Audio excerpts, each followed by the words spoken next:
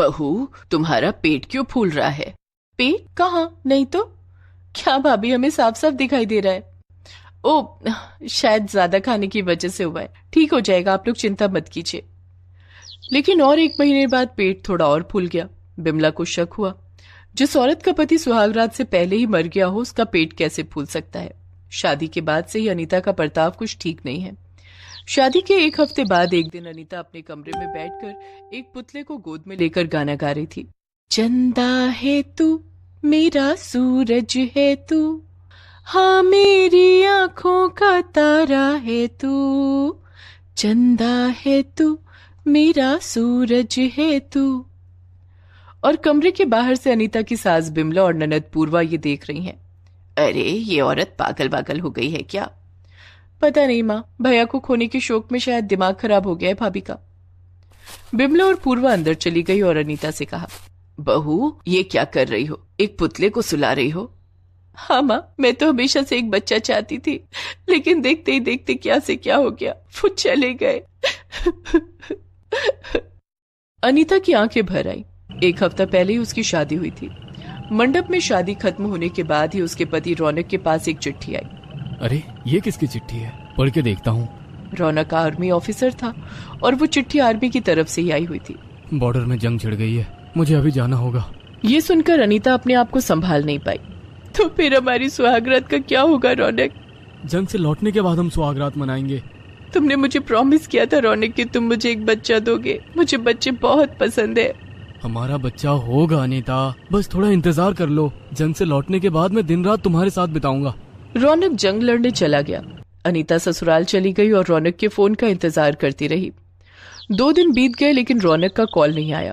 अनीता बेचैन हो गई। 2 दिन हो गए, वो कहाँ होंगे, किस हालत में होंगे? बहू ज्यादा चिंता मत करो, तबीयत बिगड़ जाएगी।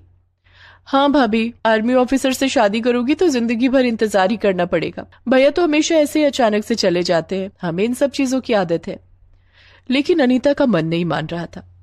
पता नहीं क्यों मुझे कुछ गड़बड़ लग रही है, नहीं तो वो एक कॉल तो जरूर करते। अगले दिन अनीता दरवाजे के बाहर बैठकर रौनक की राह देख रही थी। इतने में पियन चिट्ठी लेकर आया। ये आर्मी ऑफिसर रौनक का घर है ना? हाँ, उन्होंने चिट्ठी भेजी है क्या? उन्होंने नहीं भेजा है, आर्मी की तरफ से चिट्ठी है, उनके घर वालों के लिए। पियन चिट्ठी देकर चला गया। अनीता ने चिट्ठी खोलकर पढ़ी, उसके हाथ से चिट्ठी गिर गई। वो रोने लगी। अरे ये क्या हुआ, मैं विधवा हो गई। हे भगवान, ये क्या किया आपने, क्या किया? रोने की आवाज सुनकर बिमला और पूर्वा वहां आई। अनीता ने दोनों को सब कुछ बताया और वो दोनों भी रोने लगे। चिट्ठी में लिखा था कि ऑफिसर रौनक अब इस दुनिया में नहीं है। जंग के मैदान में उनका देहांत हो गया, लेकिन उनकी बॉडी अभी तक नहीं मिली। अब क्या होगा माँ जी, अब क्या होगा?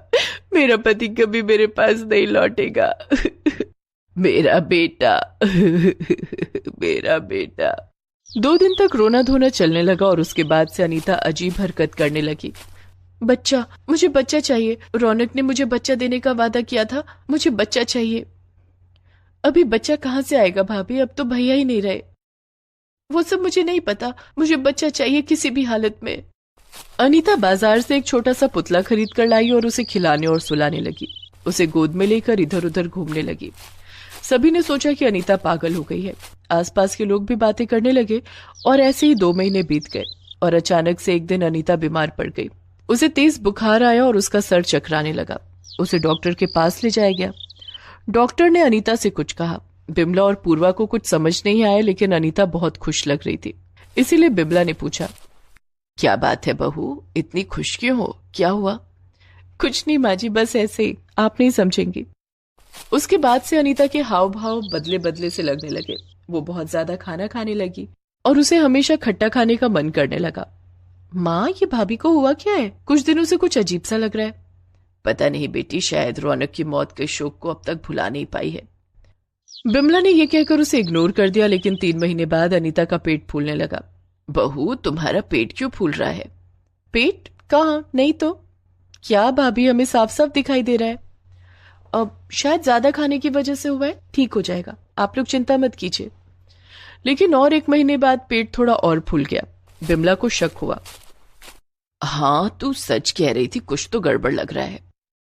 माँ, इसका उत्तर उसी डॉक्टर के पास है जिसके पास भाभी गई थी।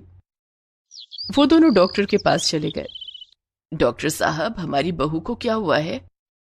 क्यों, आपकी बहू ने आपको नहीं बताया क्या? वो प्रेग्नेंट है। ये सुनकर बिमला और पूर्वा के सर पर जैसे आसमान गिर पड़ा। क्या प्रेग्नेंट? लेकिन ये कैसे हो सकता है? वही तो, भाभी तो कुंवारी है। दोनों घर लौटे और अनीता को उल्टा सीधा सुनाने लगे। बच्चा पाने के लिए तू मुंह काला करके आई कल मुही। हाँ भाभी, ये आपने गलत किया, भैया आपसे प्यार करते थे। बता कल मुही, इस बच्चे का बाप कौन है? मैं नहीं बता सकती। हाँ, कैसे बताएगी वो? पता नहीं कौन सी पापी औरत को घर की बहू बना कर लाई हूं। खबरदार मां, मेरे चरित्र पर उंगली मत उठाइए। तो क्या करूं, तेरी पूजा करूं? बिमला बहुत गुस्सा हो गई और उसने अनीता को घर से निकाल दिया। अनीता समझ गई कि इस घर में उसे जगह नहीं मिलने वाली है। सिर्फ उसे पता था कि उसके बच्चे का पिता कौन है, लेकिन वो किसी को बता नहीं सकती थी। अनीता मायके लौट गई, लेकिन सब कुछ सुनने के बाद वहां से भी उसे निकाल दिया गया। बेचारी अनीता फुटपाथ पर रहने लगी और कुछ महीने बाद फुटपाथ पर ही उसे एक बेटा हुआ। लेकिन अनीता के पास अपने बेटे को परवरिश करने के लिए पैसे नहीं थे, इसलिए वो अपने ससुराल के दरवाजे पर उसे रख कर आई। बिमला ने दरवाजा खोला और उस बच्चे को देखा। अरे ये क्या, यहाँ बच्चा कौन रख कर गया है? जरूर उस कलमुही अनीता ने किया है ये। बिमला दरवाजा बंद करने जा ही रही थी कि तभी उसने देखा कि उस बच्चे के दाहिने गाल पर एक तिल है। अरे, मेरे बेटे के गाल पर भी एक तिल था, वो भी दाहिने गाल पर, ये कैसे संभव है? बिमला आश्चर्यचकित होकर खड़ी थी कि तभी एक कांड हो गया। रौनक बिमला के सामने आकर खड़ा हो गया। माँ, कैसी हो आप? अरे बेटा, तू कैसे आया? चिट्ठी में तो लिखा था कि तू।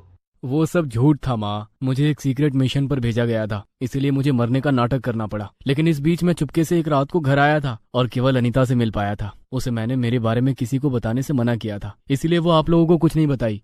अब जाकर बिमला और पूर्वा सब कुछ समझ पाई। इसका मतलब ये बच्चा तेरा है? इसका मतलब बहू ने कोई पाप नहीं किया है? मैं फालतू में उस पर शक किए जा रही थी। बेटा, तू बहू को ढूंढ कर ला। रौनक तुरंत बाहर गया और बहुत ढूंढने के बाद आखिरकार उसे अनीता मिल गई। वो अनीता को लेकर घर आया।